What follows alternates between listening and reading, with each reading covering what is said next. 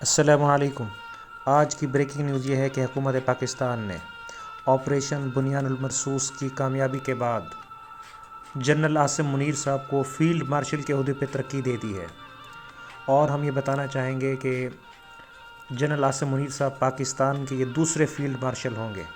اس سے پہلے جنرل ایوب خان پاکستان کے پہلے فیلڈ مارشل تھے، تو پاکستان کی ہسٹری میں دوسرے فیلڈ مارشل پروموٹ ہونے پر پوری قوم آرمی چیف کو مبارکباد پیش کرتی ہے، اور یہ ان کی خدمات کے اعزاز میں یہ حکومت نے فیصلہ کیا ہے۔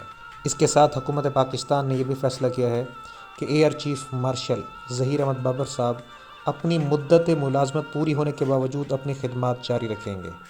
تو یہ آج کے بڑے امپارٹنٹ ڈیسیجنز تھے، فیصلے تھے جو وفاقی کابینہ نے جس کے باقاعدہ طور پر منظوری دی ہے، اور جس کے اندر آرمی چیف صاحب کو پروموٹ کیا گیا ہے بطور چیف مارشل، اور ایئر چیف کی مدت ملازمت کو کنٹینیو کیا گیا ہے۔ تھینکس۔